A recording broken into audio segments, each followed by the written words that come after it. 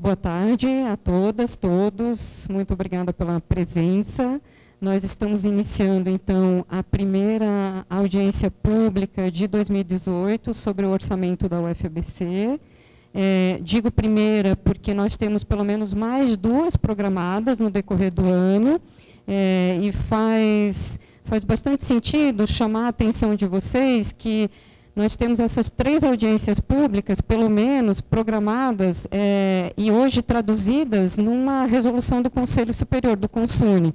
Então, é bastante interessante atentar para isso, para o fato de que, na verdade, essa audiência pública é um esforço de vários atores, né? Você já vem traduzindo esse esforço em edições anteriores da audiência e, finalmente, nessa resolução do CONSUNE, do fim do ano passado, de dezembro de 2017, a resolução 184, que prevê as diretrizes orçamentárias para a gente executar o orçamento deste ano e prevê a realização das 3 audiências.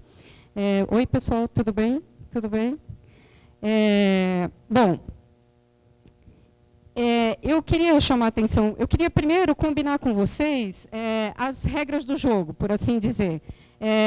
Didaticamente, o Leonel e eu, que vamos fazer a apresentação do conteúdo, nós preferimos fazer a apresentação toda e depois a gente abrir para blocos de questões. Tudo bem para vocês, se assim fizermos? Como a apresentação tem muitos detalhes, eu acho que se nós já abrirmos para as questões durante a apresentação, corre o risco de um de nós dois perdermos aqui a linha do raciocínio. Então, didaticamente, estou propondo para vocês que a gente faça dessa forma. Então, faremos a apresentação, fechada a apresentação, a nossa ideia é para abrir para 3 blocos de 3 questões, possivelmente, a gente avalia se isso é suficiente. Queria chamar a atenção de vocês também para qual o objetivo dessa primeira audiência. Nós estamos ainda relativamente no começo do ano, depende da perspectiva, não é, Proad? Nós estamos no começo do ano, então, nessa primeira audiência, o objetivo é apresentar os dados orçamentários consolidados de 2017, para vocês terem uma ideia de como esse orçamento foi executado aqui na universidade, mas também a gente quer mostrar um pouco para vocês de qual a expectativa para 2018, o que está desenhado para 2018. Evidentemente, como o ano está começando, a gente ainda está no início da execução orçamentária, nós não temos dados consolidados, mas a gente quer mostrar pelo menos para vocês como é que algumas coisas já desdobraram a partir da Lei Orçamentária Anual de 2018. Dito isso, eu queria também conversar um pouquinho com vocês, antes de passar para a apresentação propriamente, sobre por que a gente está aqui, né? Assim, qual que é o que a gente espera desse espaço, o que é esse espaço, né? E aí queria chamar a atenção para o fato de que a audiência pública, ela é mais uma das iniciativas nessa construção do que a gente tem chamado de transparência ativa. Falar em transparência ativa nas interações, nas mediações, nas relações da vida acadêmica, da vida universitária, é falar de um esforço que é permanente, que é um esforço calcado em iniciativas diversas, iniciativas de vários atores. Nós temos vários atores aqui com perfis de atuação diferentes na universidade, né? Então, a audiência pública é mais um desses esforços, né? Tem uma coisa no orçamento, uma tecnicidade, digamos assim, na construção do orçamento, que torna ele um pouco rígido, mas não necessariamente hermético. Por que ele é rígido, né? Porque ele também está num processo, ele está num fluxo, num ciclo de gestão que é maior do que a universidade. Então, essa rigidez faz parte também dos rituais, dos protocolos todos da administração pública. E também da interação de pelo menos 2 poderes da República na construção desse, boa tarde, na construção dessa peça orçamentária ao longo de cada ano orçamentário. Agora, se eu afirmo que ele é técnico por natureza, mas não necessariamente hermético, eu estou dizendo que nesse espaço aqui de escuta, nesse espaço de apresentação, de sistematização e até de tradução dessas informações orçamentárias, é que a gente vai traduzindo as necessidades, vai captando as necessidades da universidade. Mas, de novo, não é só neste espaço, né? Na verdade, cada área que executa o orçamento da universidade tem os seus próprios espaços de mediação, de interação com os seus principais interlocutores. Então, sistematizar as várias demandas da universidade pode se dar num espaço como audiência pública e se dá também necessariamente nesses outros espaços de mediação que, por exemplo, cada pró-reitoria tem com seus interlocutores, cada área de execução orçamentária na universidade.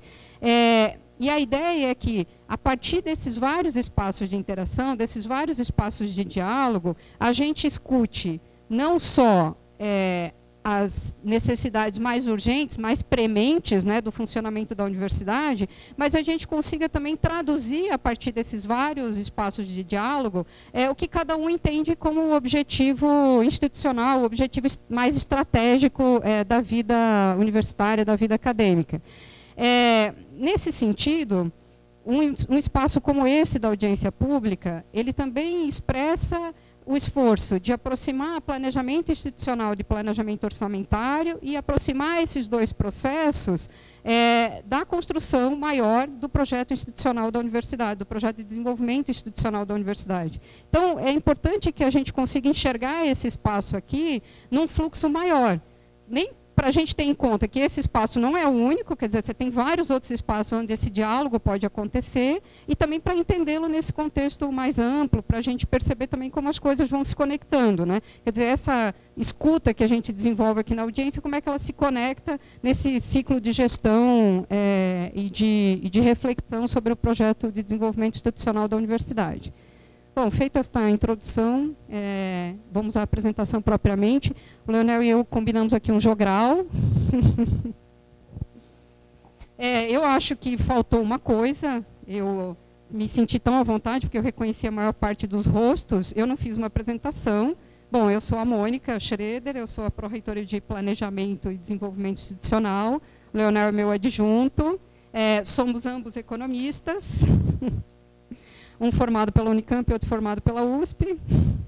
Eu sou docente aqui na universidade, eu sou de 2010 e estou vinculada ao BCH, ao BCT e ao curso ao bacharelado de Ciências Econômicas.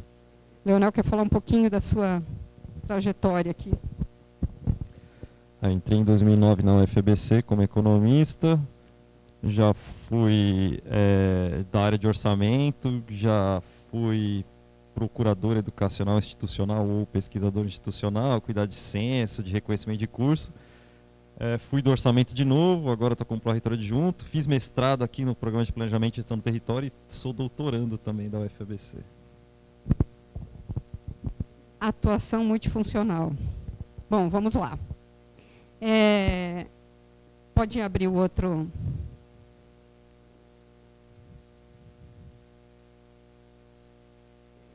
Esse quadro aqui, pelo tempo de vida da universidade, ele não cabe na tela, mas por que eu pedi para o Leonel projetar esse quadro? Porque, antes de começar a falar de 2017 propriamente, a gente queria localizar 2017, né? Para vocês entenderem também que a vida não foi fácil o ano passado. A gente já fez um conjunto... Eu nem estava na universidade ainda, mas acompanhei à distância. Foi feito um conjunto de ajustes nessa passagem aqui de 2015 para 2016, e na passagem de 16 para 17 a vida também foi bastante dura, né? A gente vai tratar de 2018, que em princípio recupera o patamar de 2017, no finzinho do conteúdo desta apresentação, né? A nossa ideia ao projetar esse quadro é exatamente para vocês conseguirem enxergar 2017 nesse contexto mais amplo, assim, para entender o quanto que as decisões tomadas no ano passado na gestão orçamentária foram tensionadas, pressionadas por esse contexto aqui de ajuste orçamentário que atingiu toda a administração pública, né? Pode, por favor, recuperar lá voltar no...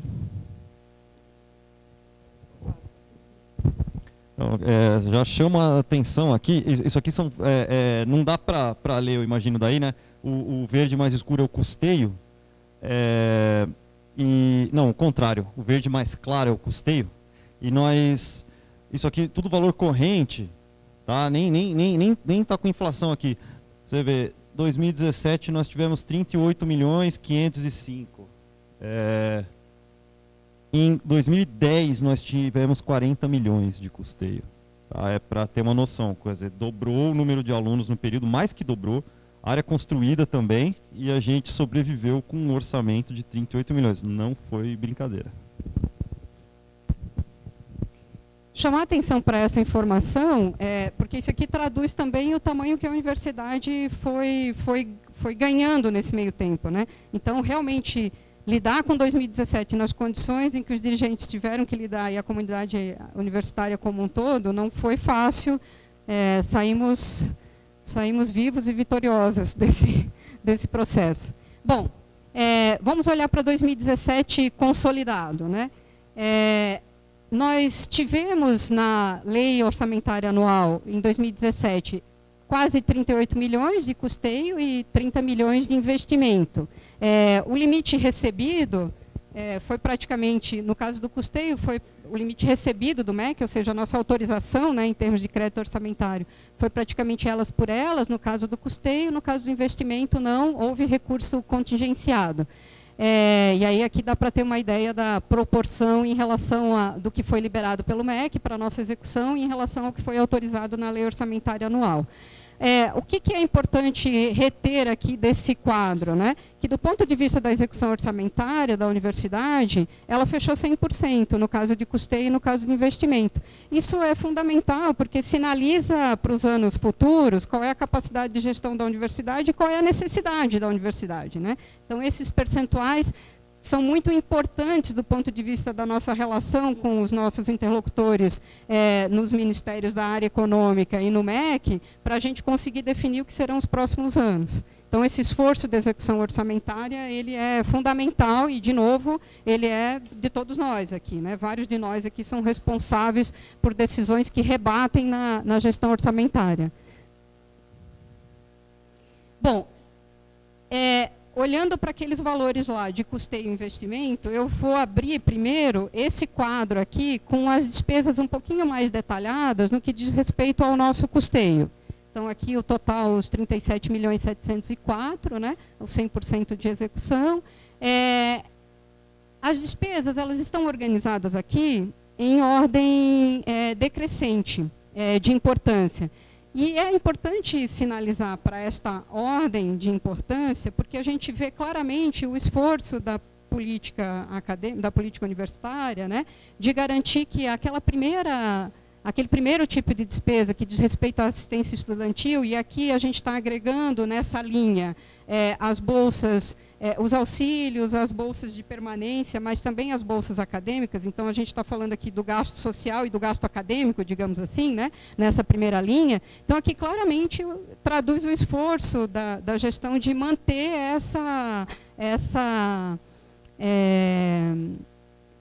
esse tipo de atividade rodando na universidade, né? Você tem aí um pouquinho mais de 30% do nosso custeio focado nesse tipo de despesa aqui na universidade. As despesas que vêm logo em seguida, vocês vão ver que tem um conjunto delas que dizem respeito à manutenção da estrutura da universidade, né? Desse espaço e das implicações todas em termos de manutenção desse espaço, né?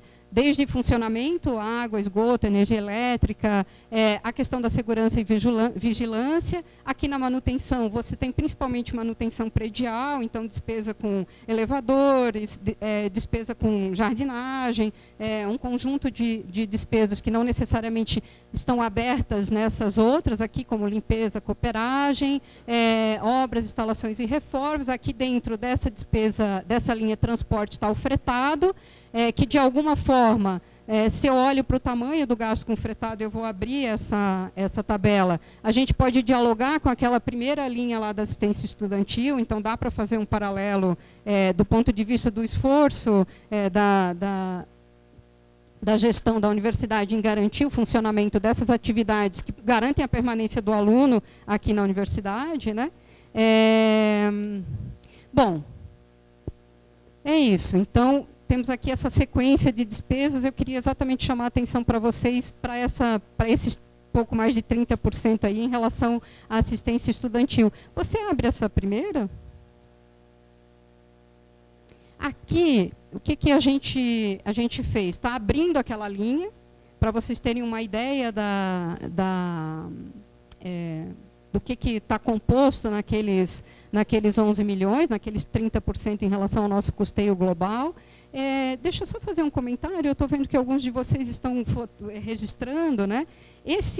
O conteúdo dessa audiência pública vai compor o lançamento do boletim anual do orçamento, que a gente vai lançar nos próximos dias, e aí a gente avisa vocês, vai ter um link no site da universidade. Então, essas mesmas informações que estão aqui, elas vão compor o boletim, e o boletim vai ser lançado brevemente. Bom, voltando, né? Então, eu estou olhando para aqueles 11 milhões, para aqueles 30% do nosso custeio, e estou abrindo entre o que a gente chama de gasto social, que estão as bolsas de permanência e afins, o subsídio de alimentação para a graduação via restaurante universitário e também o subsídio à alimentação da pós-graduação, as bolsas de pós-graduação, as bolsas de iniciação científica, monitoria, extensão e cultura. Então, para vocês terem uma ideia do que a gente está falando em termos de assistência estudantil.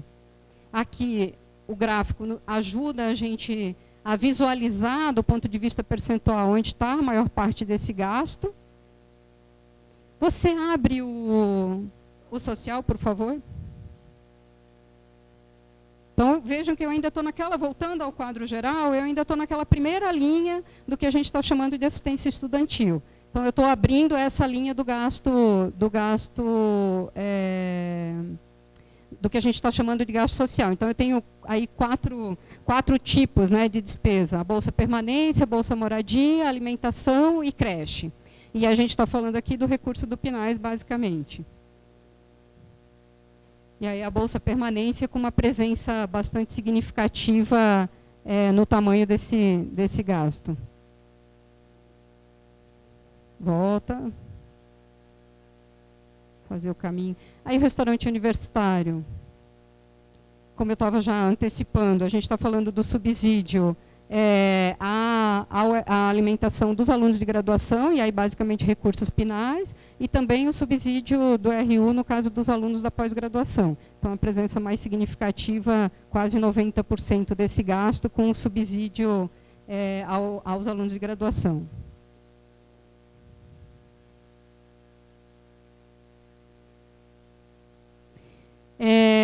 No caso da pós-graduação, a gente tem uma presença mais significativa pela própria dinâmica, né, de funcionamento dos programas de pós-graduação.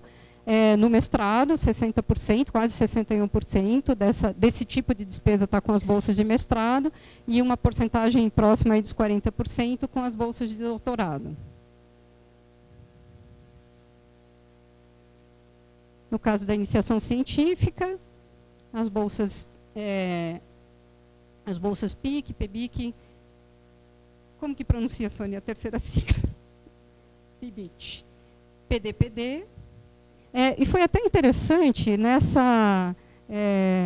o Rony talvez até tenha alguns detalhes, mas na volta dos meninos que participaram desse evento internacional, os meninos que ficaram em terceiro lugar, uma das coisas que eles mencionaram foi o fato deles terem podido fazer iniciação científica desde o primeiro momento que entraram na universidade, como isso foi qualificando a formação deles, para além da interdisciplinaridade da universidade, que fez com que eles saíssem na frente, digamos, nessa competição internacional, o fato deles terem feito iniciação científica desde... Então, isso reforça muito essas decisões estratégicas que a universidade vai tomando no meio do caminho para garantir a execução, para garantir a concretude dos seus objetivos institucionais, dos seus objetivos de excelência, de inclusão, né?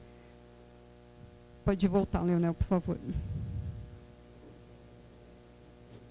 No caso das monitorias, as bolsas via os projetos da Prograde, monitoria propriamente, auxílio evento, auxílio extra-sala, que tem a ver com as atividades de campo, e acessibilidade. Então, a gente está falando aí de quase 660 mil nesse tipo de despesa. De novo, a gente ainda está naquela primeira linha, a gente ainda está abrindo os 11 milhões, né?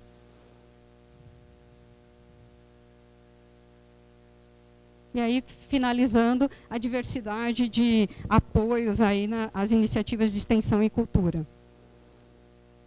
o conjunto de iniciativas ao longo de 2017.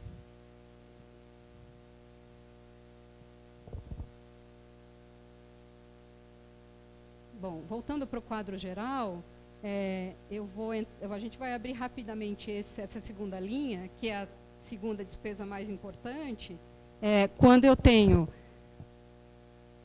ou seja, assim, qual o tamanho do gasto para manter a universidade, e a gente falando aqui de despesas básicas, né, água, esgoto, energia elétrica e gás, né, então, assim, qual que é o volume para a gente ter, por exemplo, esses vários equipamentos aqui rodando e a gente poder fazer esse diálogo, né? A gente vai entendendo também como é que uma universidade desse tamanho gira ao longo do ano, porque a gente está falando aqui só dos recursos para fazer girar a universidade ao longo de um ano, né? A gente ainda não entrou no detalhamento do investimento que diz respeito à expansão e à consolidação dessa estrutura física, né? A gente está falando aqui só dos gastos mais... Tá, gente, a energia elétrica que deu 2.800, o gráfico está correto. A tabela está invertida, o título. Isso porque essa apresentação deve ter passado pelo crivo assim, de umas 5 pessoas da equipe, mas, de fato, a gente vai ficando meio... Obrigada, Leonel. Leonel, pode abrir a próxima...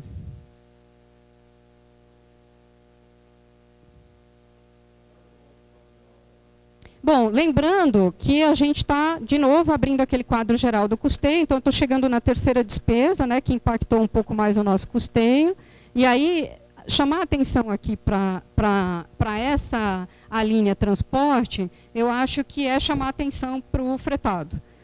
A gente tem 70% do gasto nesse tipo de despesa com o transporte entre os dois campi e entre os terminais, para os terminais.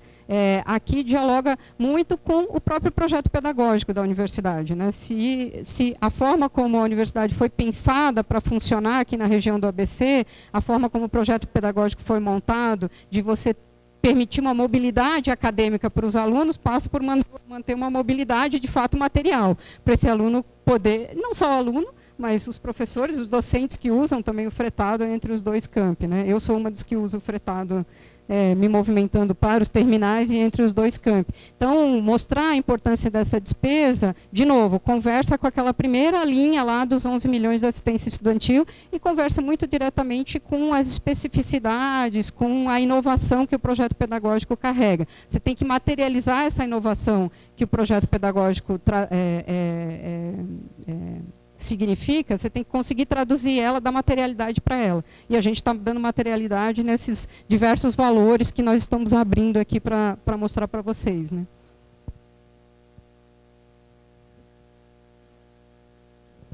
Isso.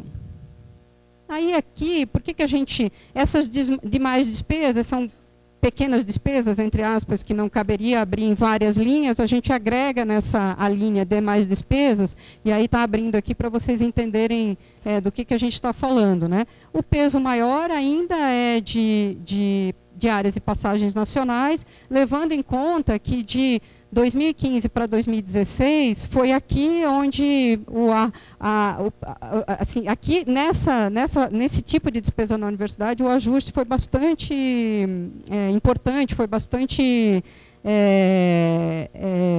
cirúrgico, digamos assim, né? Mas ainda é uma despesa importante, evidentemente, ainda este tamanho aqui, é bom que se diga, este tamanho de despesa ainda não dá conta das demandas da universidade. Vocês têm dialogado isso com seus docentes, para quem é diretor de centro, vocês, docentes, têm dialogado com seus alunos que têm demanda, e nós, como docentes, também temos demandas que não são necessariamente atendidas, mas é uma despesa ainda importante, mas é uma despesa que demanda bastante critério na decisão, bastante cuidado na decisão em relação a rodar de um ano para o outro a execução orçamentária, né?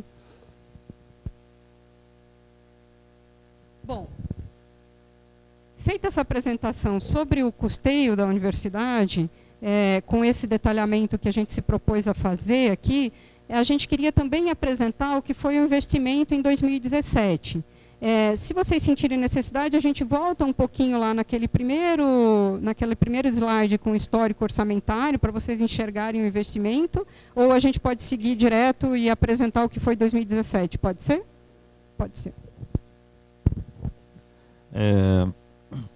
Só vou falar um pouco, bem rapidamente mesmo, dos itens. Então, o primeiro item seria até esperado, né? A gente concentrou 17 dos 23 milhões que foram liberados, né? O orçamento era mais próximo de 30 milhões, mas a gente recebeu 3/4 disso do MEC para gastar de fato. 1/4 do orçamento de investimento do ano passado não foi liberado para a gente empenhar, para a gente utilizar de fato. Então, nós utilizamos 100% mesmo do orçamento de investimento liberado, né? 17 milhões em obras, sendo quase 16 milhões, isso aqui foi parar no unidade de tamanho da TI, né, conhecido também como bloco anexo, né. Então, a maior parte disso aí, quer dizer, quase totalidade dos empenhos foram feitos aqui no anexo, tá? A parte de TI também foi principalmente parte de estrutura de rede, cabeamento, de blocos e tal, quer dizer, os 3 milhões, né, que foi utilizado. Acervo bibliográfico, a maior parte foi o sistema novo de segurança da biblioteca, tá? Eles colocaram um sistema de segurança mais moderno, tal, enfim, não foi nem exatamente só livro, teve uma boa parte aí é um sistema de segurança novo da biblioteca. Equipamentos em geral, aí é equipamento para laboratório, novo sistema de ar-condicionado, tal, quer dizer, equipamentos aí, geral, linha branca entrou nisso aqui. Transporte foi especificamente uma emenda do deputado Vicentinho, que foi utilizada para comprar vans adaptadas para cadeirantes e pessoas, né, PCD. Convênio, isso aqui, 42 mil, foi alguns equipamentos por conta de um convênio chamado Erasmus+, pessoal do planejamento territorial, teve um convênio, né, com a universidade, uma rede de universidades da Europa, tal, veio um dinheiro aí do convênio e comprou alguns equipamentos de informática. E a administração, sinceramente, eu não lembro o que são esses R$2.000, enfim, foi algum item aí que se comprou e entrou como administração, tá bom? Livros, tá bom, livros para a Procuradoria. Bom, esse foi o quadro de 2017. Acho que, de novo, em relação a 2017, só para a gente consolidar um pouco o raciocínio, né, em torno de 2017, voltando para aquele histórico orçamentário, a gente teve, de 2015 para frente, que tomar muitas decisões. No governo a gente falava, eu passei pelo governo durante um período, a gente falava que, ok, a gente cortava na carne, chegava um ponto que você já estava no osso, né? Então, o ajuste feito de 2015 para 2016, de 2016 para chegar naquele patamar de 2017, nos colocou um cenário bastante difícil assim, de gestão orçamentária. Então, ter sobrevivido a 2017, e aí eu quero reafirmar a coisa de ter garantido que o projeto pedagógico da universidade, a permanência desse universo de alunos que a gente tem aqui entre graduação e pós-graduação, permanecesse na universidade, me parece bastante valoroso, né?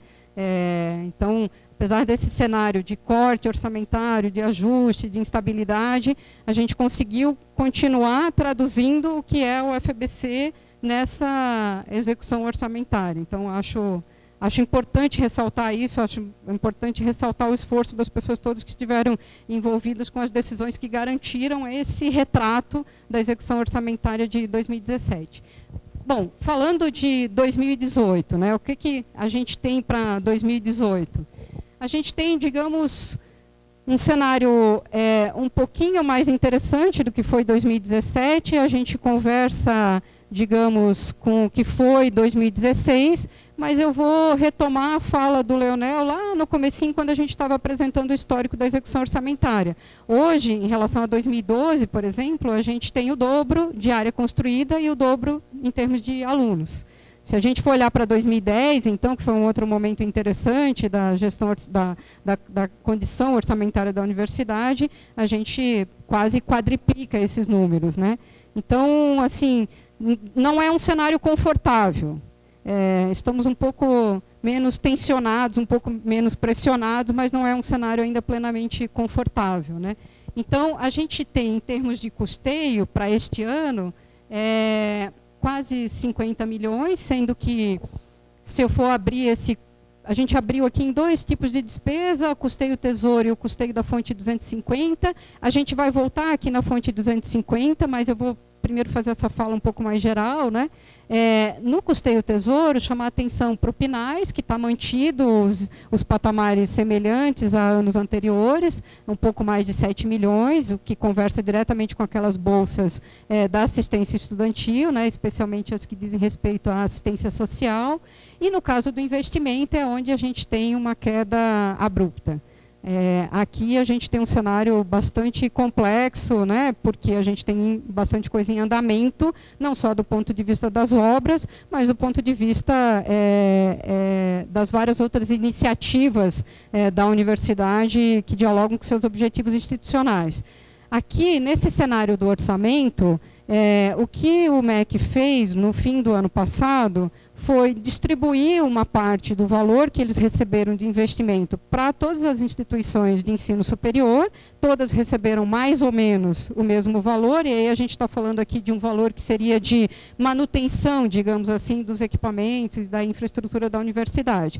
E a parte que diz respeito à expansão e à consolidação das obras, foi aberta uma rodada de negociações com o MEC, que vem já desde o fim do ano passado, e que a gestão, que é a administração da universidade, a reitoria tem assento nessa mesa e tem feito essas conversas com o MEC para a gente conseguir trazer recursos para garantir a consolidação das coisas, das obras que já estão em andamento. Então, esse é um cenário que ainda não está muito claro, né? E nessa totalidade aqui, a gente tem que fazer caber as várias demandas que já chegaram na mesa da administração da universidade, né? A gente tem demandas aqui de diferentes montantes e com diferentes características, mas, de novo, conversam com as necessidades prementes dos objetivos que advêm, que resultam dos objetivos institucionais da universidade. Então, a gente tem conversado com cada área, entendido a dinâmica de prioridades de cada área. A gente tem conversado com cada área para desenhar diferentes cenários, né? Aquele cenário idealizado, né? O que seria assim perfeito, o que seria e aquele cenário possível, viável. Então, a gente tem feito esse esforço a partir, nesse caso, da Pró-Reitoria de Planejamento e Desenvolvimento Institucional, para dialogar com as áreas e ir acomodando as coisas numa perspectiva que não está tão interessante do ponto de vista do investimento. Eu vou pedir para o Leonel explicar para a gente um pouquinho mais o funcionamento da fonte 250, porque a gente acaba gerando uma expectativa bastante otimista em relação à capacidade de arrecadação da universidade, mas a gente tem um cenário do ponto de vista da gestão orçamentária que é bom que fique claro para todos nós, né? Então, gente, a fonte 250 são os recursos próprios. Recursos próprios, ou seja, dinheiro que a própria universidade arrecada. Então, por exemplo, qualquer lanchonete que tem aqui tem que pagar um aluguel pelo uso do espaço. Então, isso aí entra o fonte 250. Registro de diplomas que algumas universidades privadas fazem aqui, paga fonte 250. Abre um concurso para a contratação de docentes para a cadeira X. Todo mundo vai lá pagar sua inscrição, GRU, fonte 250, enfim. Então, são os recursos próprios, certo? A gente resolveu enfatizar um pouco, eu acho que nas audiências do ano passado isso já foi tocado esse assunto, mas eu acho importante repisar isso aqui, porque num momento de arroxo orçamentário, né, é muito tentador. Isso poderia ser, em outros cenários, uma solução. Você pensar, poxa vida, já que estamos com poucas verbas do Tesouro Nacional, vamos ampliar a nossa arrecadação própria e salvar a universidade, não é isso? Vamos lá, vamos sair arrecadando, a gente vende serviço, central multiusuário, biotério, sei lá o quê, parceria, não sei o quê, e dinheiro, a gente vai, daqui a pouco está entrando vários milhões aqui, a gente resolve uma boa parte de déficit orçamentário arrecadando. Alguém não. Eu ouço muito, né, isso, e a ideia em si, pré-emenda constitucional 95, conhecida como emenda do teto do gasto, seria factível. Porque, de fato, a gente podia passar dos aproximadamente 2 milhões que a gente arrecada anualmente, daqui a pouco, pô, o FABC está arrecadando 20 milhões, olha só, tem 20 milhões a mais no orçamento. Aí você poderia fazer uma discussão aqui, o preço que se paga para arrecadar esses 20 milhões, certo? Mas aí, tudo bem, mas você tinha a possibilidade. A emenda constitucional 95, ela colocou um teto, não é isso? Para todos os gastos primários, saúde, educação, segurança pública, etc, etc. E os gastos do ano, por exemplo, 2018, 2019, esses gastos todos primários, eles somente poderão crescer o índice de inflação que vai ser registrado em 2018. Quer dizer, é 2018 mais se o IPCA for 4%, 2018 mais 4%. Esse é o teto global. Bom, dentro desse teto, em tese, o governo poderia falar, beleza, eu vou tirar da segurança pública e jogar na saúde, manter, sei lá, fazer isso. Mas na prática, isso, na educação, isso basicamente não está sendo feito. Dentro do MEC, eles estão linearizando tudo, certo? Eles estão passando para todas as universidades, mais ou menos, o corte está sendo passado, passou a régua, né, como a gente fala. Não está tendo esse muito cuidado. Então, você passou a régua, está linearizando e não houve a preocupação, porque o que a gente arrecada, a gente gasta. Então, o que acontece? Se nós arrecadarmos 1,773 mais meio milhão, quer dizer, 2.200 alguma coisa. Se a gente arrecadar 5 milhões, o que vai acontecer com os outros 2 milhões e meio? Se vocês forem gastar os outros 2 milhões e meio, vocês vão gastar acima do ano passado mais a inflação. Vai passar o teto. Você arrecadou, parabéns. Mas, você quer usar de qualquer jeito esse dinheiro? Tem um jeito. É só você me devolver os 2 milhões e meio de verba do Tesouro e você usa o seu recurso próprio. O que isso resolve minha vida? Não resolve. O FABC não vai. Quer dizer, você trocar 6 por meia dúzia não vai resolver a nossa vida. É surreal isso, parece uma piada, né? Porque assim, quer dizer, você pega, você não consegue crescer o gasto e mesmo que você arrecade muito, problema seu. Arrecadou, no máximo que você vai fazer é trocar 6 por meia dúzia, devolver o dinheiro do Tesouro para ficar com o recurso próprio. Essa é a situação que está colocada. Então, enfim, eu queria colocar isso aqui também, não é bem o assunto, né, não era mostrar o gasto, nada, mas assim, porque é muito fácil, isso vai ser colocado, vai se escutar por aí, quando você vai falar orçamento, alguém, não, mas o FBC tinha que fazer, não sei o quê, não pode só depender do governo. Mas a gente não tem não sei o que fazer, não adianta, quer dizer, não tem milagre aqui. Não tem milagre, tá? Isso, quer dizer, eu falei, até 2015 isso era factível, 16. Saiu essa emenda constitucional 95, 20 anos, a situação é essa aí. Não tem o que se fazer para aumentar, de fato, o nosso orçamento. Tá? É isso. Universidades como a UNB, que tem, inclusive, patrimônio na forma de apartamentos e tem fontes de arrecadação bastante grandes, tem vivido um problema seríssimo. Outro dia eu teve uma matéria no Correio Brasiliense exatamente tratando desse ponto de vista, especialmente da UNB, que de fato, em termos de arrecadação, acho que eles conseguem mais de 100 milhões ano de arrecadação de recursos próprios. É considerável. Bom, olhamos para esse retrato, né, do que temos como lei orçamentária anual para 2018, e aí eu queria chamar a atenção de vocês para a resolução Consune de novo, a 184, de dezembro de 2017. Eu vou abri-la aqui só, a ideia não é repassá-la toda. Você sobe ela um pouquinho, mostra o artigo 1º, por favor. Essa resolução, ela define as diretrizes orçamentárias para a forma como esse recurso vai ser aplicado ao longo de 2018. Então, essa orientação, de novo, para voltar lá no começo da minha fala, né, quer dizer, essa orientação de como o gasto é feito, ela é construída em espaços diferentes da universidade, né, e o Consune traduziu parte dessa discussão nesta resolução que vai orientar toda a nossa atuação ao longo do ano, né. Então, você tem esse artigo 1º que orienta, que define como vai ser a alocação e acompanhamento da execução dos recursos orçamentários, do custeio, estabelecendo quais são as prioridades, sem o prejuízo das obrigações legais, né, essa fala é importante, e como isso vai se desdobrando. E aí, mostra o artigo onde estão as audiências públicas, eu acho que é o terceiro ou quarto.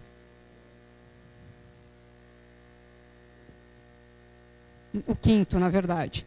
Então, no artigo 5º dessa resolução, está definido, serão realizadas no mínimo 3 audiências públicas ao longo do exercício de 2018, sempre entre a penúltima e a última semana de cada quadrimestre. Quando vocês estão assim, cheios de gás, alunos e docentes, cheios de amor para dar, para discutir orçamento, né? A gente está partindo do pressuposto que vocês vão estar mais calmos, que vocês já concluíram toda a agenda acadêmica e vão estar cheios de energia para a gente conversar um pouco aqui sobre o orçamento. Então, nós temos mais 2 audiências ao longo deste ano. Então, a gente vai voltar a conversar sobre o orçamento de 2018 com mais detalhes e, provavelmente, no final do ano, a gente já começa a discutir o que será a próxima resolução para 2019, considerando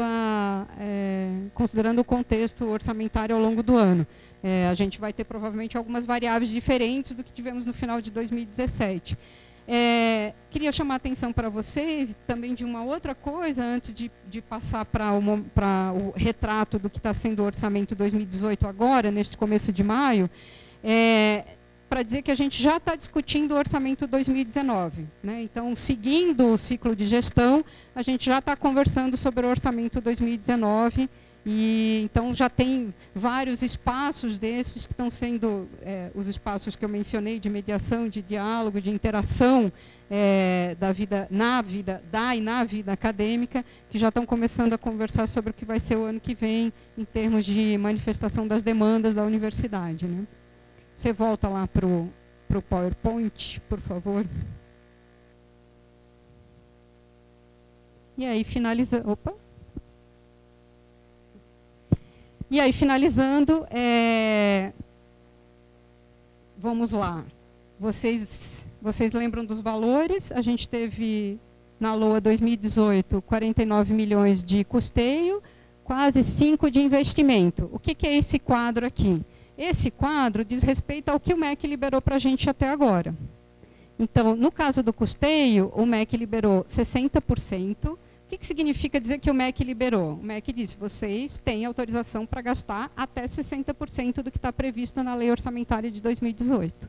Então, está previsto 49 milhões, vocês têm autorização para gastar, é o que a gente chama de limite de crédito orçamentário, até 60% desse valor. Ao longo do ano, esperamos, eles vão liberar os outros 40%. No caso do investimento, eles liberaram 40%, e no caso da fonte 250, que eles vão liberando à medida que a gente arrecada e pede a liberação do limite, a gente está falando aí de 23%.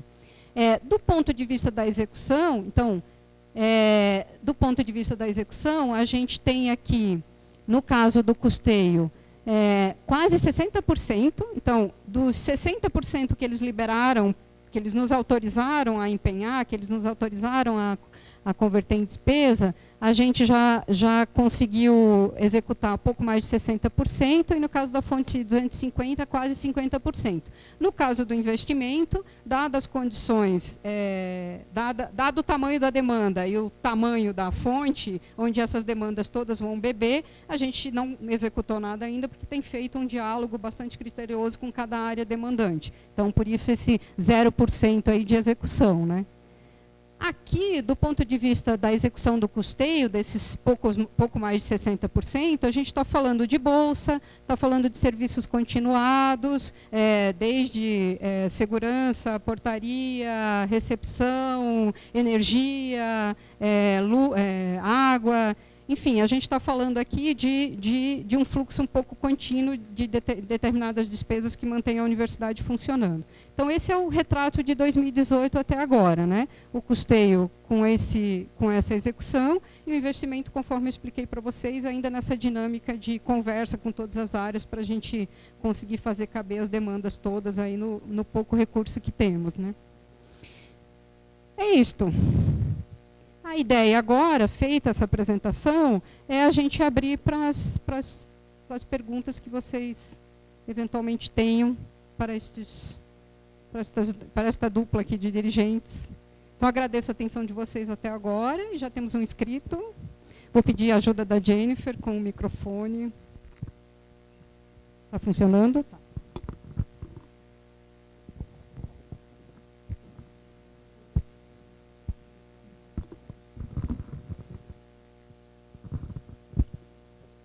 Boa tarde a todos. O Eu queria aproveitar o gancho que você colocou agora há pouco, ao mencionar a conversa com as áreas, tratando dos cenários, desde o cenário realista até o cenário ideal. E eu queria saber se no cenário ideal, no realista eu sei que não está, embora espero que entre logo no realista, mas se nesse cenário ideal a gente já tem contemplado a projeto de moradia estudantil. Eu acho que é uma das coisas que a universidade tem que priorizar e com urgência, ainda mais em perspectivas não muito boas para os próximos anos, em termos orçamentários. Então, quando eu digo entrar no cenário ideal, é ter estudos, levantamentos, avaliação tanto de construção, de custo, de manutenção e etc. Então, queria saber se tem isso, e se não tiver, por que não tem? Mas, enfim.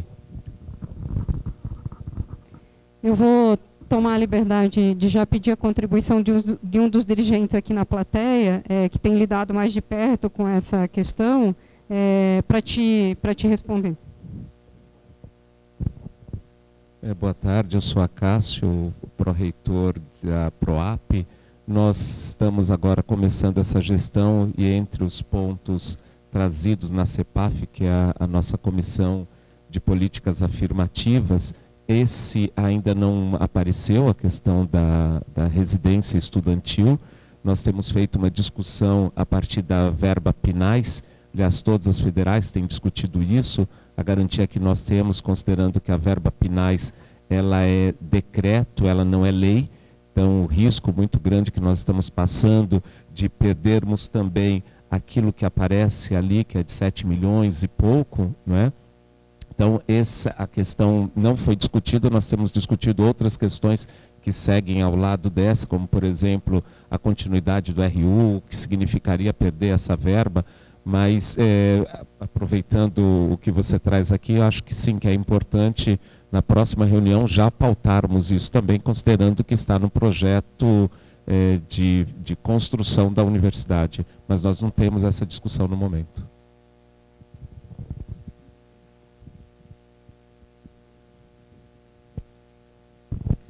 Não muito rapidamente, tá? Mas para isso virar realidade, vai ter que mudar esse cenário aqui radicalmente, né? O ano passado nós recebemos 30 na teoria, que já foi um número bem mais baixo do que a gente recebia anteriormente, né? Só que é o verde escuro aqui, e foi liberado 23 milhões, que aí está se priorizando o anexo. 4 milhões. Com 4 milhões, você consegue entender que a gente não consegue nem, assim, tem que tentar comprar algum equipamento para algum lugar, tentar manter alguma coisa do NTI que está quebrando, assim, assim, infelizmente, claro, a gente pode pensar em projeto, mas, de fato, uma licitação, por exemplo, realmente, a gente precisa reverter esse cenário orçamentário. Boa tarde.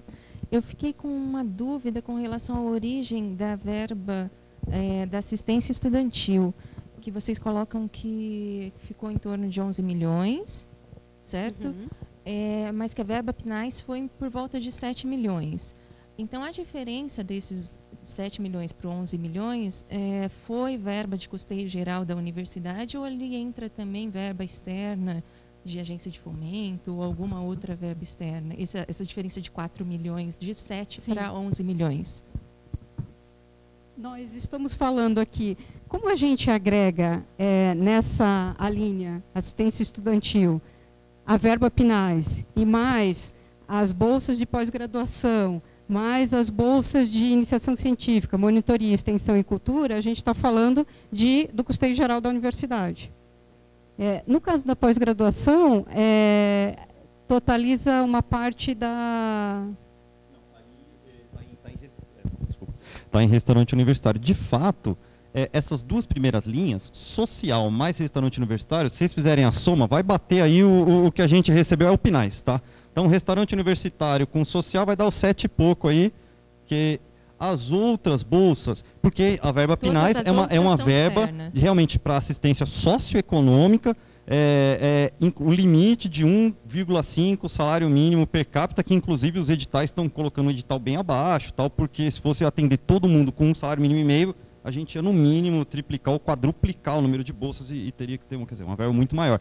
As outras, pós, iniciação, monitoria, extensão e cultura, são verbas do Tesouro, basicamente. Tá? Aliás, a exceção aí é o restaurante universitário da pós-graduação, que tem uma resolução de 2011, que ele é pago só com fonte 250. Então, o subsídio da pós é 250. Então, o subsídio da graduação é PNAES, Bolsa Social é PNAES. Parte do restaurante universitário é PNAES, tirando 90%. Pós-graduação. Isso. 90%. E o restante tem uma verba de tesouro e uma verba de agência de fomento. Não, bancar, a gente não está colocando agência de fomento. Por exemplo, a pós-graduação, a gente recebe, tem o pessoal que tem Bolsa CAPES, tem verba CAPES para auxílio evento. Isso não está colocado aqui. A gente está trabalhando aqui com verba UFABC nesse caso.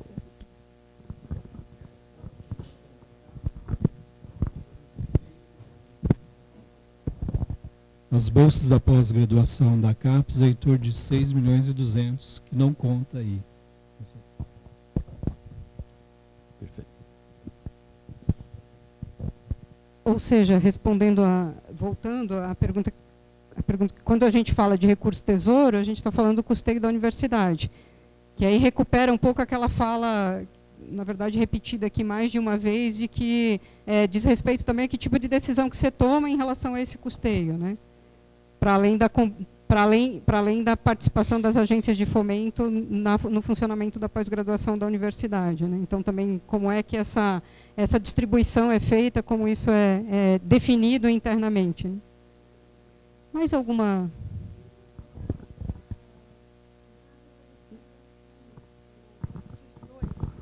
Eu queria ler ele, porque acho que vai fazer referência a essas bolsas. Projetaram só o artigo 1 e o 2, a continuação do 2. Artigo 2º. A gestão orçamentária das bolsas acadêmicas respeitará as seguintes diretrizes: manutenção da alocação de recursos orçamentários aos programas de assistência acadêmica. Todas as bolsas acadêmicas de graduação, pós-graduação, pesquisa e exterão serão concedidas por meio de editais ou processos seletivos. E acaba... É isto.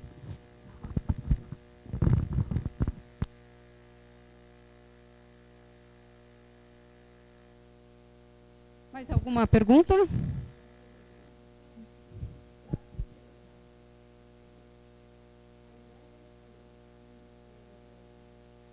Projeta, então, o gasto de 2017-2018, recebeu 60%, está executado e viveremos com o próximo que vier, isso? Exatamente. Eu fiquei um pouco traumatizada. Não está tudo executado? Não, a gente tem 60% dos 60%, exatamente. Tá. Então, nós temos essa... Então, temos um pouquinho mais de oxigênio. Eu tinha entendido a tua pergunta em relação aos 60% de liberação do orçamento. Sim, até agora o MEC liberou 60% do custeio. Desses 60%, a gente já empenhou 60%, que diz respeito a serviços continuados e bolsas principalmente. Né? Porque, de fato, as necessidades da universidade estão traduzidas naqueles valores, né? Quando você olha para o histórico orçamentário, aquilo está traduzindo... Você teve momentos assim, em que a universidade, digamos, teve mais conforto, né? Mas de anos recentes para cá, está traduzindo o tamanho da universidade. Né? Então, você tem, de fato, essa demanda orçamentária. Né? Não, e assim, só complementando também, por que a gente poderia ter até trazido uma parcial um pouco mais detalhada de 2018, mas vamos ter mais 2 audiências e esse momento não é o melhor para você, porque assim, às vezes tem algum serviço que a gente já empenhou até novembro, tem outro que a gente tinha empenhado até agora, maio, e vai ter que fazer o empenho semana que vem. Então, você vê tudo aí você não vai ver uma proporção do que vai ser o ano, você vê uma proporção totalmente descompensada. Então, a gente nem ficou detalhando. É isso, tá? Não, nesse momento, a gente não é linear isso, né? Chega um contrato lá, às vezes libera um mês, dependendo da conveniência. Não, vamos liberar logo 6 meses para esse contrato. Então, as coisas estão totalmente desproporcionais nesse momento, mas... Oi, alô? Eu tenho algumas dúvidas, né? primeiramente em relação à questão da LOA e do limite que é executado, né? Então tem a LOA, que seria seria aprovado, né, a lei, que diz quanto dinheiro que o Ministério da Educação deve empenhar, né, nas universidades e tal. E aí, como vocês disseram, em 2017 teve parte da LOA que foi contingenciada. Eu queria saber, esse dinheiro que foi contingenciado em 2017, o que acontece com ele, né? Porque se ele não foi executado, né, para onde exatamente ele foi? Para além disso, eu enxerguei assim na apresentação de relance alguns gastos relacionados a tributos, né? Eu também gostaria de saber da questão da universidade, quais são os impostos que ela tem que pagar, se existe algum tipo de isenção fiscal para a universidade, né? E principalmente a relação de impostos para o município, tanto de Santo André e São Bernardo, e para o estado de São Paulo, né? Mais ou menos em quais valores hoje a universidade ela paga de imposto, né?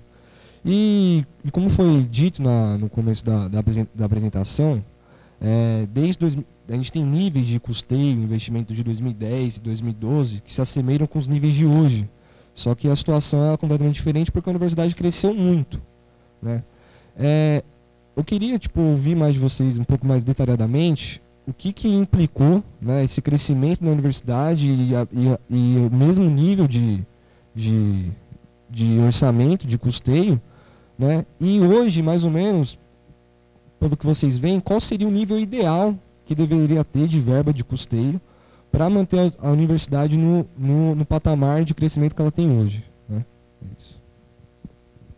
Eu vou começar pela última pergunta, que é mais geral, né?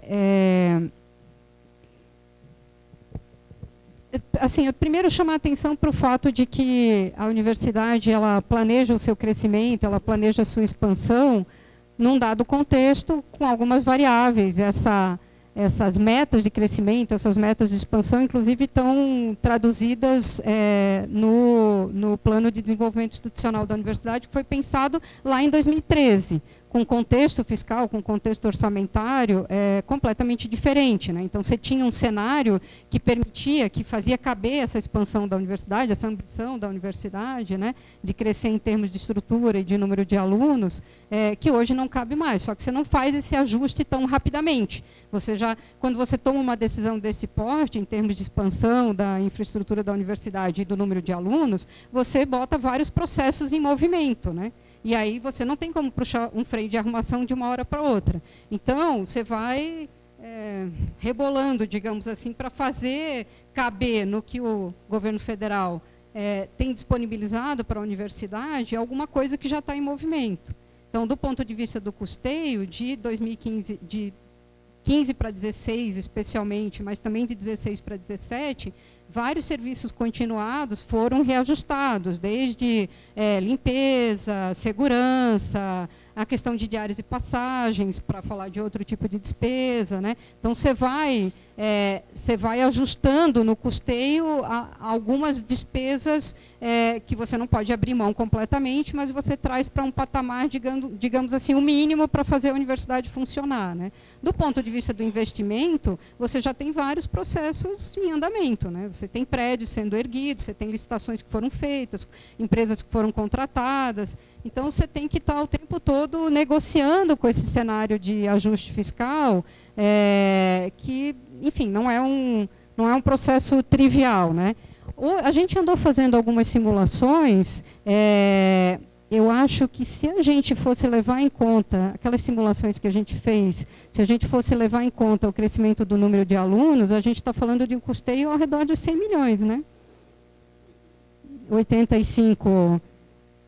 Se a gente fosse atualizar, uma coisa eu posso fazer algumas simulações, simplesmente só trazendo esse nosso orçamento de um momento mais ideal, digamos, lá em 2015, né, eu posso trazer ele para preços de hoje só para considerar a inflação. Quer dizer, eu não estou nem negociando com o fato de que a universidade cresceu enormemente, né? Não estou nem falando disso, estou falando só do fato de como é que eu atualizo esses valores e pelo menos eu trago para dentro deles, eu trago ele eles para preços de hoje, né? Para dialogar com o tanto que os preços subiram dos serviços que a universidade paga. Mas se eu fosse fazer uma simulação junto com o crescimento da infraestrutura e do número de alunos, eu ia ter alguma coisa para cima de 85, 86 milhões. E a gente está falando de valores ao redor de 50 milhões de custeio, né?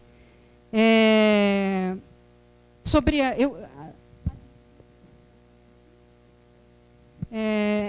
a tua pergunta inicial em relação ao que acontece com recurso contingenciado.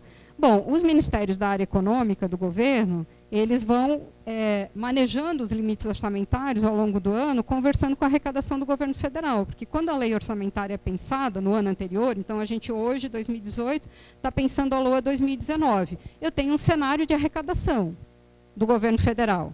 Então, é um cenário de arrecadação que conversa com as necessidades de cada área, porque assim como as universidades, o próprio MEC manifesta as suas necessidades, os outros ministérios manifestam as suas necessidades. Você tem algumas despesas onde não dá para mexer muito, né? E o governo tem um cenário de arrecadação, um cenário de arrecadação que necessariamente dialoga com variáveis políticas também, porque passa por um conjunto de reformas que o governo não necessariamente consegue fazer. Bom, estou dando esse contexto todo para dizer que a LOA ela é uma estimativa, digamos assim, de gasto orçamentário. E, ao longo do ano, o governo usa essa ferramenta, né, de liberação do limite orçamentário exatamente para dizer, olha, até aqui você pode gastar, até aqui a gente tem arrecadação para isso. E esse cenário vai sendo repensado ao longo do ano e os limites orçamentários vão sendo liberados. Tem ano que o governo libera com com conta-gotas, assim, muito mais preciso. Tem anos em que o governo já de partida libera um volume maior de recursos, então dá uma segurança maior para cada área de execução orçamentária. E aí, assim, não tem nem para onde ir. Esse limite que é contingenciado, na verdade, ele não tem para onde ir porque ele não foi arrecadado, assim, simplificando um pouco o raciocínio, né? Então, eu dei essa explicação toda para te dizer assim, olha, a gente tem uma previsão, tem um limite orçamentário previsto lá na lei orçamentária anual, mas é uma previsão. Ao longo do ano, por conta do cenário de arrecadação, o governo vai liberando isso. E a gente nem está falando da programação de recursos financeiros, né? Porque com o limite orçamentário eu tenho uma autorização de gasto. Com a programação financeira, eu tenho, de fato, recurso para concretizar esse gasto. E aí você fez mais uma pergunta. Isis, eu já passo para ti, tá? Você fez mais uma pergunta sobre os tributos. Eu vou pedir ajuda aqui ao Leonel para te responder sobre essa... Eu, na verdade, prefiro o Caçara, porque eu sei, até onde eu saiba, a gente não tem isenção das coisas, não, né? Ah, tem isenção? Não sabia, não.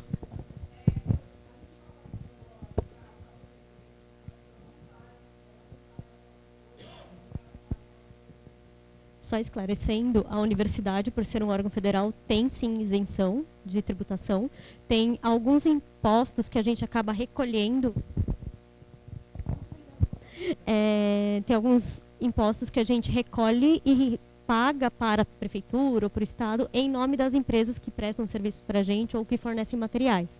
Mas a gente só recolhe para garantir que o imposto vai ser pago adequadamente. Salvo engano, a informação que aparece de tributos é referente ao INSS patronal. É esse o valor que aparece no orçamento do ano passado, que é uma tributação que esse sim a gente tem que pagar, não é isento.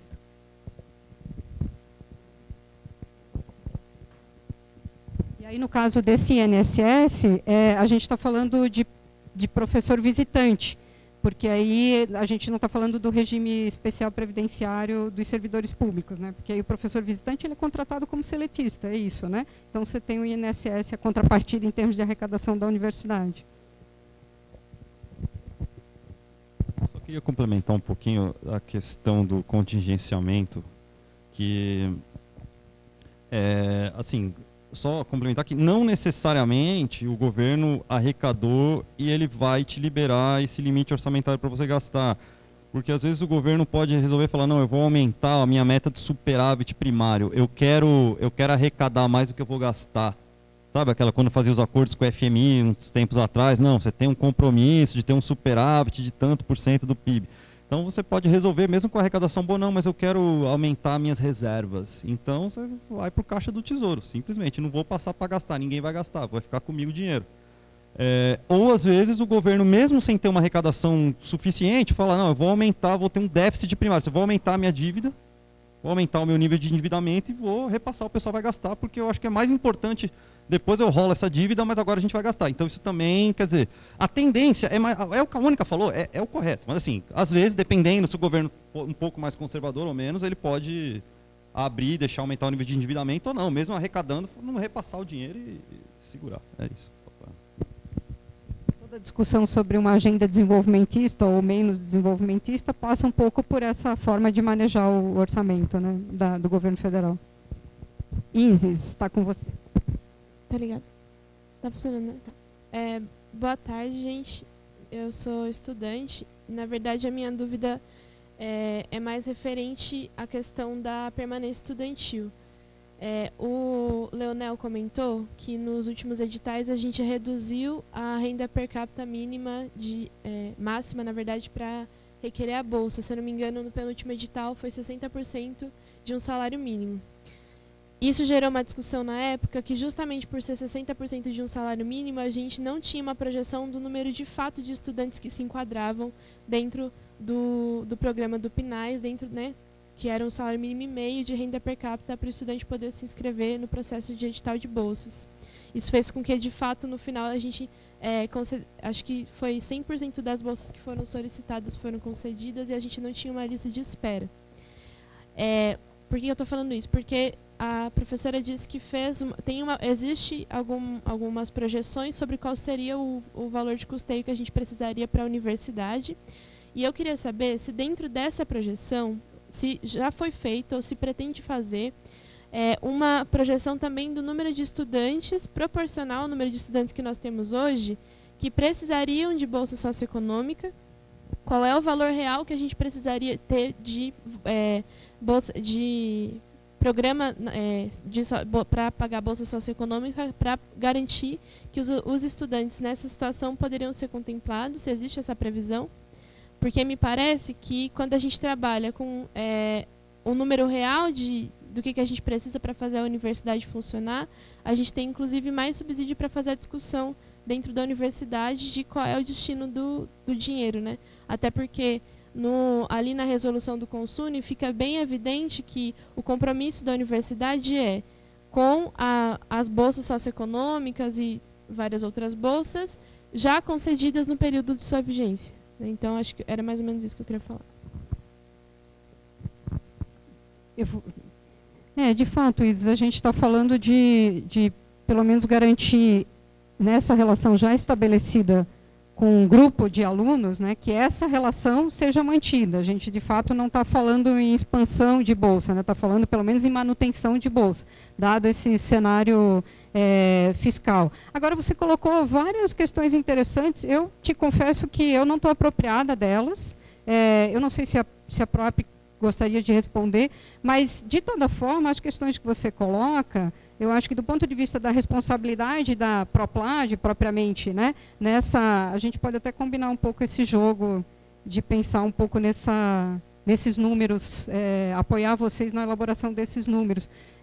Eu acho que tem algumas coisas que você colocou que não estão ainda no nosso horizonte, porque, de fato, a gente com a corda no pescoço fica com aquela preocupação de, pelo menos, garantir a manutenção do que já está comprometido na relação com os alunos, nessa permanência, mas você colocou vários elementos que podem embasar a expansão, não só a expansão por si só, né, mas vários elementos para embasar a expansão que talvez subsidiem uma discussão que necessariamente a gente faz na abertura de cada edital, né?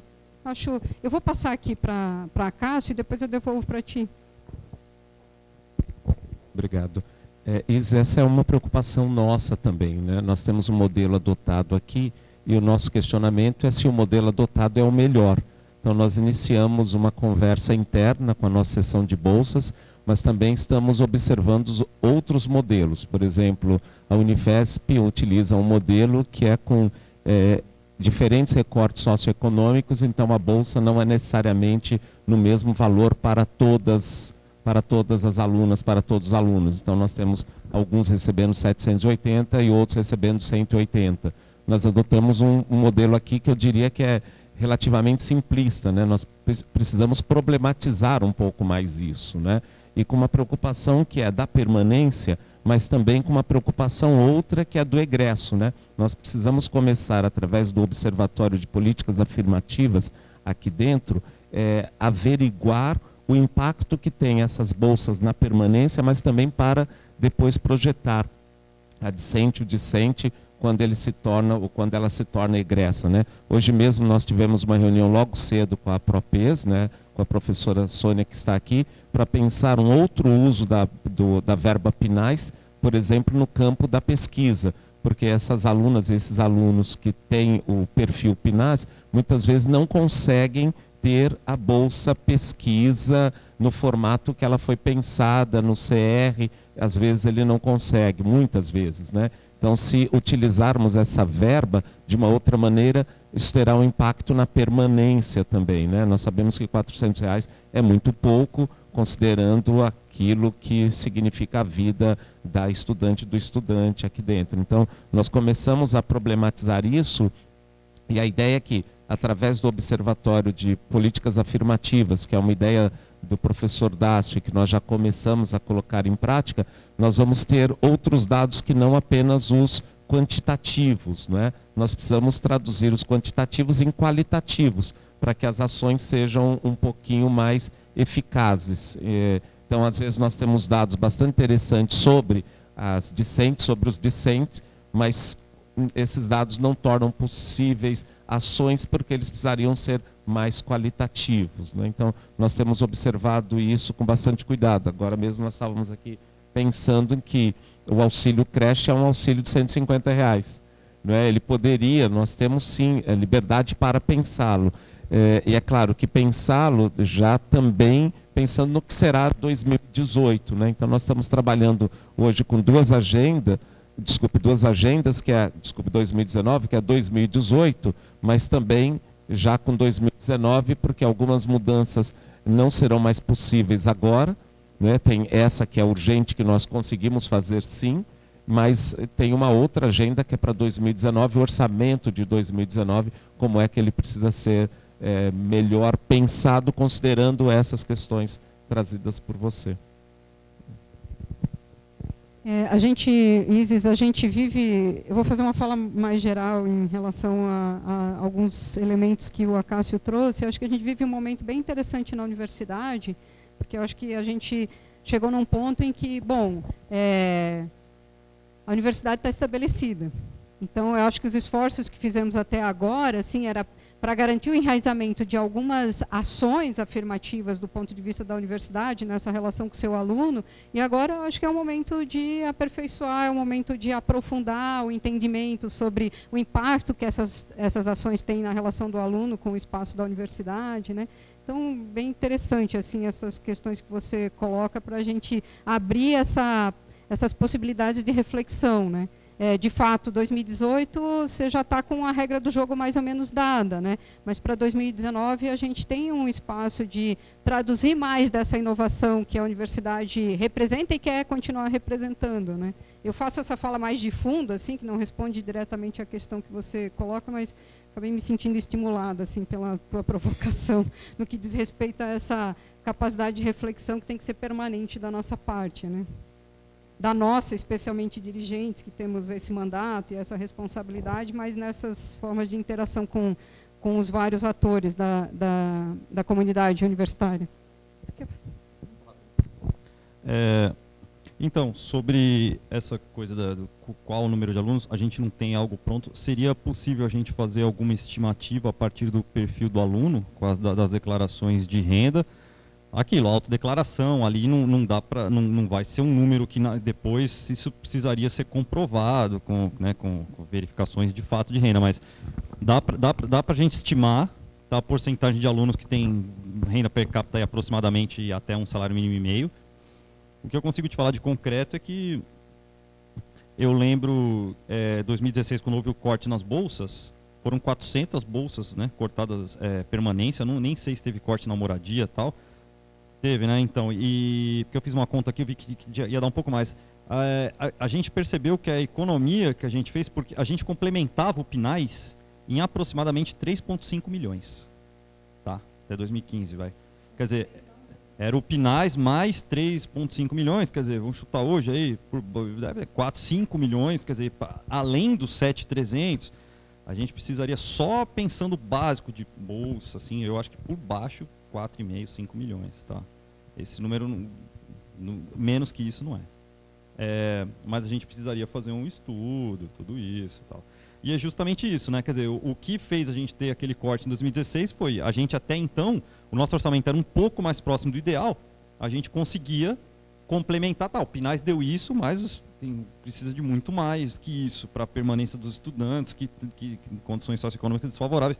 E aí chegou uma hora que não tinha mais como, a gente precisava manter o mínimo de serviços funcionando aí e teve que fazer aquele corte. Tem mais um. Boa tarde, meu nome é André, eu sou TA aqui. O Leonel falou bastante sobre a questão, né, da PEC do teto dos gastos, né, que já tem um impacto, né, seja do orçamento geral, né, para a educação, do orçamento, né, de custeio do Estado. E a gente está, né, numa conjuntura que a gente tem discutido na universidade, a autonomia universitária, e no ano passado teve uma notícia, né, de que 50% das verbas de investimento seriam controladas pelo MEC, né?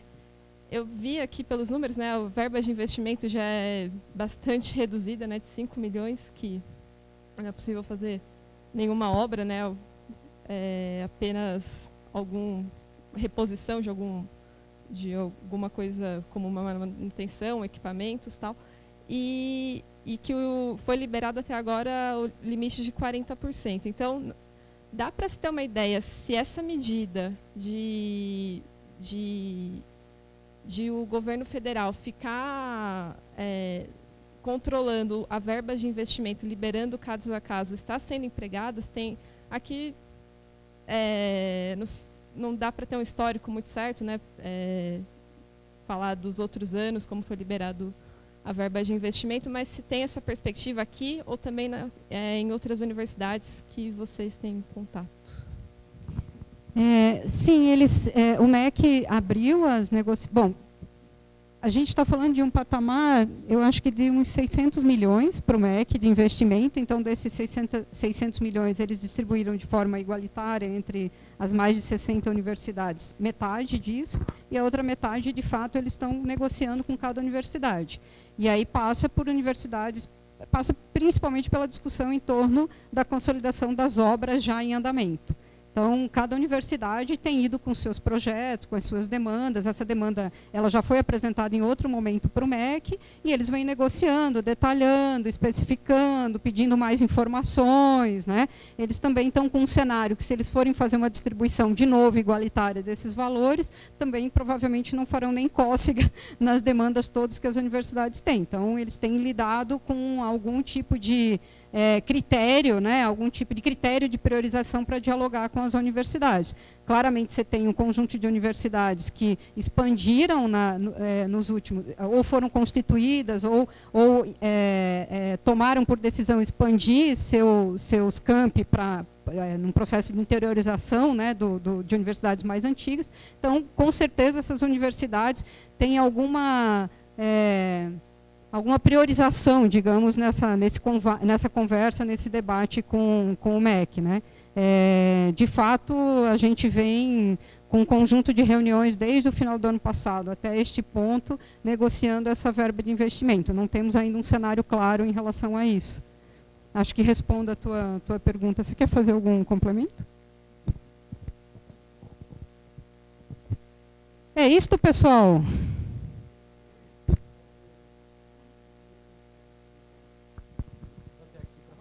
Agora você tem que se posicionar e ser registrado também.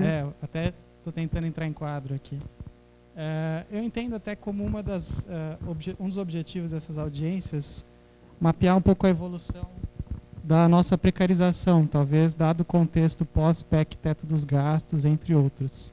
E nesse sentido, eu tenho às vezes dificuldade de ter uma boa dimensão dessa evolução da nossa precarização, depois desse contexto, porque eu tenho dificuldade em enxergar como esses números se relacionam com as pessoas e com o número de pessoas que aqui entram, o número de alunos que aqui entram em servidores. A gente, em algumas audiências, viu gráficos apontando essas informações, como elas cresceram em direções opostas, sentidos opostos. Mas assim, ainda assim, tenho vontade de ver como é que é esse gasto per capita, digamos assim, em alguns aspectos. Indo um pouco na linha do que a Isis colocou, por mais que a gente mantenha o número de bolsas, o número absoluto de bolsas o mesmo de um ano para o outro, mas a gente recebe mais alunos, a gente está talvez conseguindo oferecer esses auxílios para um percentual menor de pessoas, dado que o número absoluto cresceu. Os primeiros impactos que a gente sofreu com cortes do orçamento, a gente afetou contratos contínuos como segurança, limpeza e zeladoria. Mas hoje a gente tem situação em que quando blocos como o L em Santo André, o Zeta em São Bernardo entram em funcionamento, eles também demandam zeladoria, limpeza e segurança. Então há alguma precarização talvez associada no fato de que pessoas que estão trabalhando de forma terceirizada sob esses contratos e que sempre não estão representadas nesse debate, não temos nenhum terceirizado ou representante deles nessa conversa. Eles são afetados ou quando foram alguns mandados embora nos primeiros cortes, nas primeiras revisões lá atrás, ou talvez hoje, quando o mesmo número de pessoas talvez deva fazer uma quantidade maior de trabalho, quem sabe, dado que a área da universidade cresce, dado que os serviços da universidade crescem. Então fica um pouco, eu queria deixar essa demanda de tentar enxergar também como esses números evoluem, tendo a perspectiva das pessoas que aqui estão. Em termos até de categoria, como é que isso precariza a relação que funcionários terceirizados têm, a população discente que só cresce, população TA e docente que agora deu uma estabilizada também, mas enfim, é esse o apontamento que eu queria fazer. Acho bem legal essa tua fala, né? E legal em que medida, né? Não uma fala gasosa, né? Nesse legal, né? Porque de fato, quando você apresenta aqui esse quadro, né, parece que as pessoas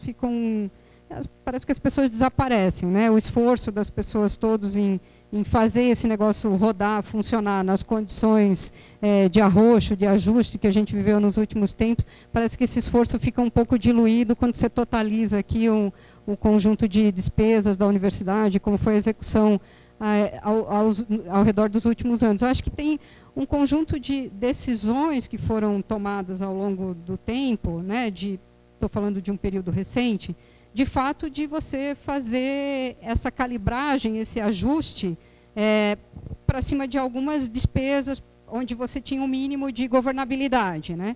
Você ajusta para baixo, mas o fato é que essa gestão orçamentária ela é bastante dinâmica, né? Então, assim como você ajusta para baixo, naquele momento, um determinado contrato de serviço continuado, que afeta, inclusive, uma categoria de terceirizados, você também tem condição, num outro momento, de começar a recompor isso, de começar a pensar isso para dialogar com essa expansão da infraestrutura da universidade, por exemplo, né?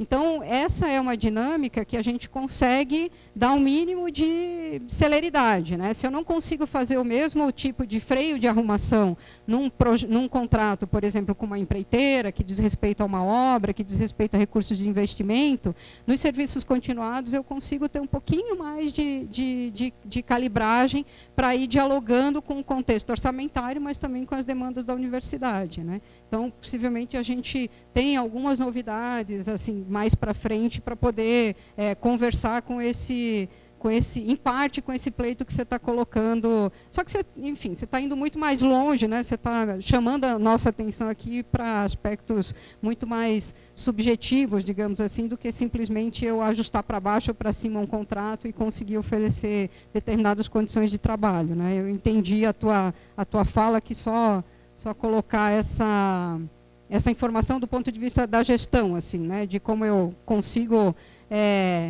puxar esse freio de arrumação para poder dialogar minimamente com esse contexto, né? Eu acho que você quer...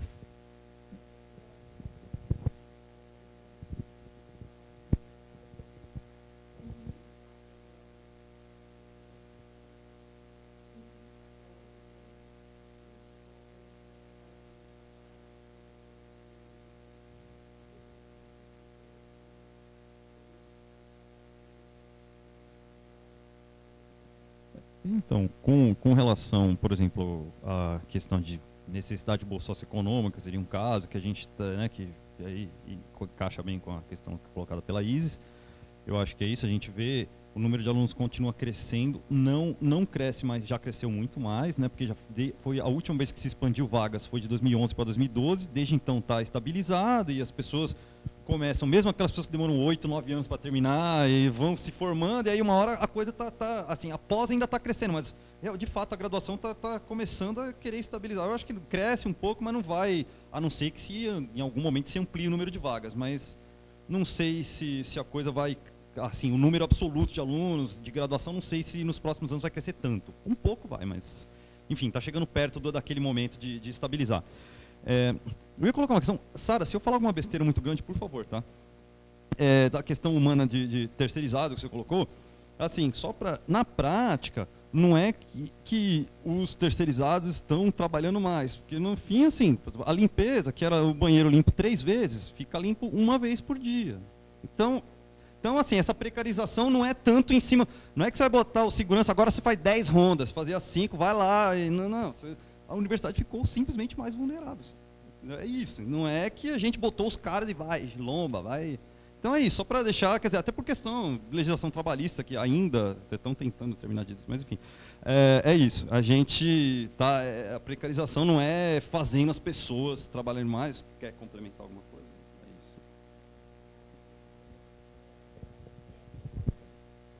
A prefeitura, que é quem fazia a gestão de boa parte desses contratos, e hoje também juntamente a PROAP, eles fizeram tiveram todo um cuidado para que não ficasse, acho que tão forte essa redução do quadro. Então, por exemplo, na limpeza eles mudaram a frequência com que algumas áreas eram limpas.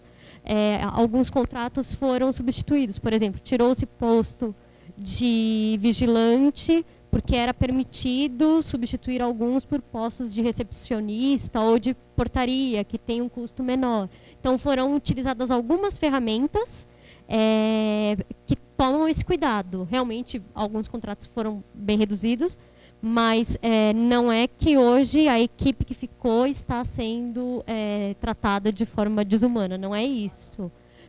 Foram alguns cuidados. Acho que a maior preocupação é pelo fato daqueles que realmente não tiveram como permanecer. E mesmo assim, nem sempre é possível, mas em algumas situações que a gente sabe, é sempre reforçado com as empresas para elas evitarem desligar os funcionários. Nem sempre eles conseguem manterem outros contratos que eles têm, porque muitas empresas terceirizadas trabalham com muitos contratos com órgãos públicos, e a realidade da UFABC acaba refletindo também nos outros órgãos, padrão. Uhum.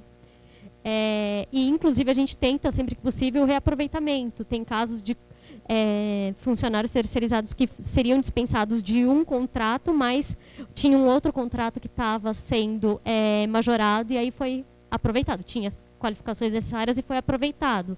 Então, assim, tem esse cuidado, mas aqui, infelizmente, claro, nem sempre a gente consegue manter toda a equipe.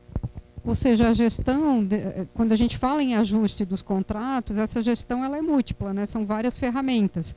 Não é só simplesmente cortar ou ampliar o número de postos que aquele contrato prevê para aquele determinado tipo de serviço. Passa também pelo tipo de serviço que é executado, pela forma como esse serviço é executado, né? Então, por isso que no início da audiência, quando eu disse que esse esforço de gestão nos últimos anos, nesses anos recentes, para acomodar as demandas da universidade e das pessoas que fazem a universidade, naquele lugar ali orçamentário, não foi trivial, né? Então... Acho que a tua fala ajuda a reforçar um pouco o início da audiência, quando eu chamei a atenção para esse esforço de gestão para a gente conseguir continuar funcionando da forma como funcionamos, né?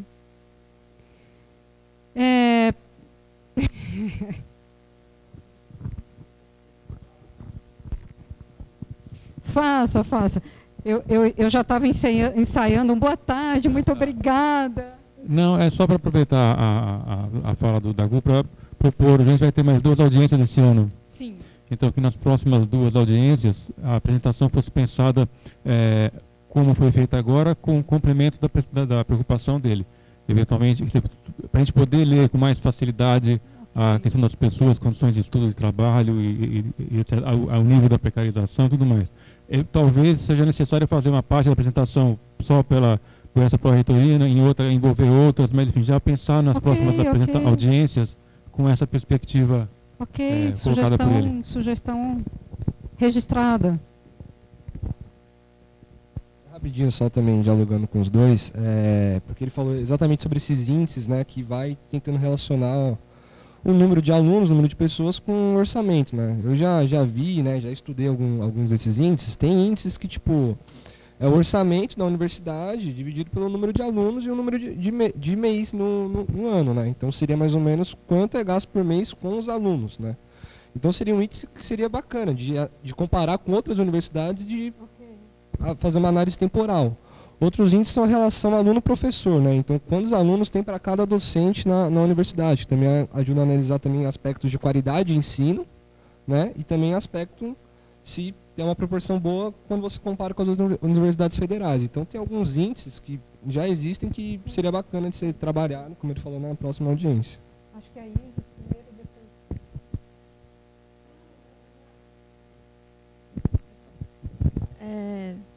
Seguindo assim, né, esse tipo de sugestão para a gente ter ideia, né, do nível de precarização que estamos sendo submetidos, tem questões que não são necessariamente orçamentárias, né, da gestão do orçamento, mas que tem a ver com o investimento público, né, por exemplo, as contratações, né, de servidores, né, tem a questão dos terceirizados, né, o número de trabalhadores terceirizados, mas também a evolução, né, dos concursos públicos, aposentadorias, demissões, PDV, diminuição de estagiários.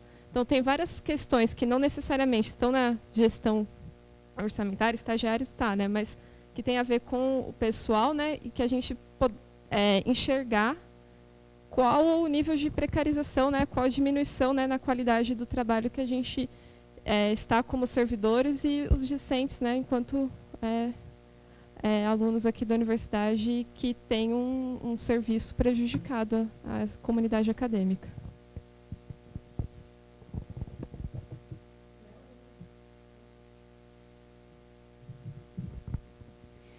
Anotamos tudo, então. Ok. Mais alguém? Mais alguém se inscreveu? Não? Não? Então, pessoal, 4h10, agradeço bastante a disposição de vocês, a disponibilidade, e nos vemos na próxima, então? Muito obrigada. Palmas para nós.